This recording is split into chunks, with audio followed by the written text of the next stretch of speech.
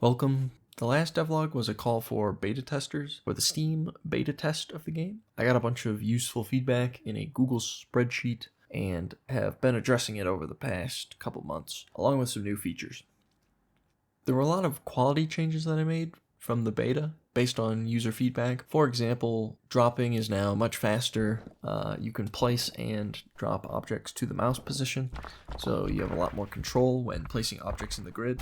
And a large design change that was suggested was having more impact to bombs and explosives and things like that. In the beta, they were pretty powerful. Large explosion radius, deal a decent amount of damage, and there's really no downside to just using them to address every situation that you run into. So I took a stab at making them a little bit more nuanced by having very important objects in the game, like the artifact chest and the modem and logging station, where you get the anomalies and new swap abilities, able to be destroyed. Just from playtesting with these few updates, the game already feels a lot better to play, and a lot of your decisions feel more impactful. Along with making decisions feel impactful, I needed the game to feel impactful, so the next kind of thing I worked on was sound. The game was very lacking in sound, so I really wanted to spend a long time working on sound design and add a lot of ambience to the world. So here's a sample of a few of those sounds now.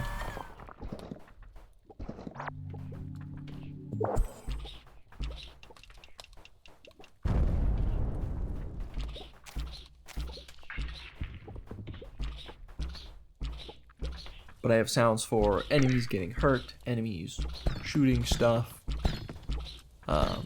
gaining a shield, things exploding, picking up keys, unlocking objects, opening chests, finding rare artifacts, ambience for swapping, different UI noises, etc.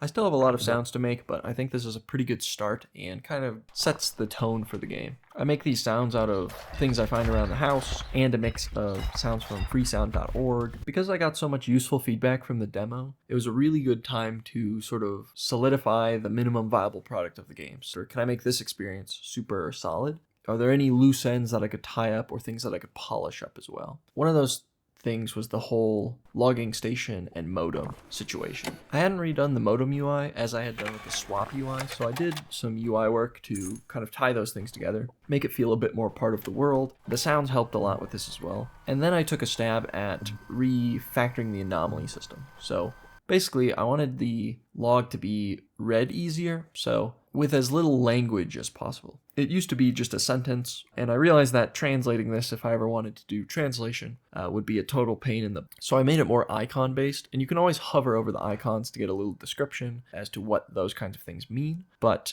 now it has a format that's pretty readable, I think. So it'll say the anomaly group, so for example, slimes, inflict poison on attack, or rocks drop spikes on death. So I think that makes it overall more readable and hopefully just a more seamless experience. Ideally, if I ever want to have a system in the future where, say, on a hard difficulty mode, the anomaly function in the modem is broken and you have to record them yourself, I could make a system where you can kind of just choose from a list of icons to plug in, and that way you can sort of take notes. In Animal Well, I really liked the fact you could draw on the map, and I thought this was kind of a cool user note-taking idea, and so I think it would be cool in the hardest difficulty if the anomalies are completely secret to you.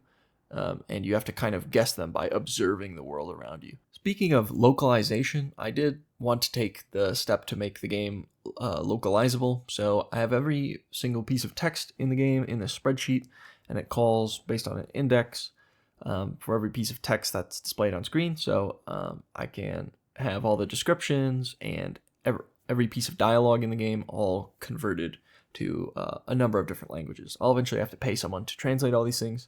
So, if you've been watching a few of these, you might have noticed that I've mentioned dialogue in the past, and I've been fleshing out different scenes, and I think I have the main scene relatively well fleshed out. And so I needed to make a cutscene manager so that I can play little cutscenes and have a story. I've never made a game with a strict storyline or anything, and it wouldn't be super interactable, but I think it would be cool to have some exposition or world building in that sense. That started with a dialogue manager, so I can converse with objects. One effect of this is that I can have non-player characters in shops, for example, so you can talk to the shop owner and they might give you a quest to go on, and you could bring them an item and get shop owner specific objects, or maybe a stray artifact. The rest of the cutscene manager consists of moving objects around, pathing around the stage, playing animations, playing sounds, spawning objects in, destroying objects, changing music, moving the camera, making a thing talk, making a thing talk a lot and say random crap. So here's a test cutscene. I'm really excited to start like choreographing all these different scenes for some of the narrative stuff in the game.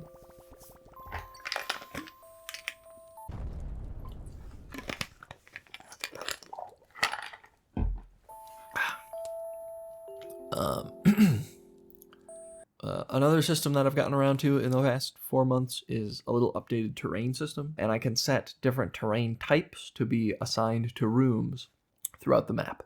So at first it was just like the whole cavern area was dirt, and now the cavern area can be dirt or sand or wood or things like that. And so I can not only set these in the data of a specific room. For example, all the shops might have a little bit of wood in them, like wood flooring or something like that. But the sand and dirt might be chosen randomly during the level generation. I think it has a pretty good result. I spent a lot of time kind of blending, making textures to blend between different floor tiles, and additionally I made a system for accepting new meshes for the 3D wall tiles so that I can have rocky tiles or smoother tiles. I think it turned out pretty decent. Another thing I took a stab at was just a nice solid settings menu, and so this is a little bit more robust. There's a couple cool options in here, along with that language option and controls remapping, which is a big thing that a lot of people need. The last thing I took a stab at was kind of an overall optimization that I had noticed. I realized that the player character, the robot, originally was planned to work as such. You would have an emit list and a swap list. And so the emit list would be stuff you could shoot, like the energy bullet, or you could eventually shoot spikes or spawn a rock or things like that. The swap list would be objects you could swap out in the world. So I could swap a rock into a pot and a pot into a rock, and originally you would get a new emit or swap from the modem. I realize this is kind of silly. It kind of abstracts away from the core concept, which is that swapping mechanic. So I've decided to do away with the emit list completely. The robot's been updated to sort of use its equip slot to inform its emitting function. So I had the idea for like a emitter that could also do this. So you'd spawn this emitter and it carries something on its head, and then whatever that thing is, it duplicates. So even if you swapped out the thing on its head, it would update and make that new thing. It would also be a copy of the object. So if there are any modifiers on that object, for example, triple damage, it would duplicate that, and those new objects would also get triple damage. Anywho, this allows me to sort of do away with the emit list completely in the modem. So there's no like, oh, this is a new emit or this is a new swap. It's just all new swaps. And then you kind of have to figure out how to piece it together. I can kind of gate the player's progression by deciding what can be equipped when and what can be swapped when. So for the past 4 months, I've added a few systems, refactored a few systems, and added a lot of art and visual things. I've added a few new objects, including Gerb, including stun grenade, wall charge that makes walls, things like that. And I think these things are coming together relatively well. Anywho, please wishlist it if you're interested. We're currently at 676 wishlists, I believe, last time I checked. Slowly but surely. I'm very fortunate to have even a few people who are interested in the game. So thank you for watching. Please subscribe so that I can feed my starving family. I'm just kidding. I don't know. If I'm not supposed to eat sugar before bed, when am I supposed to eat it?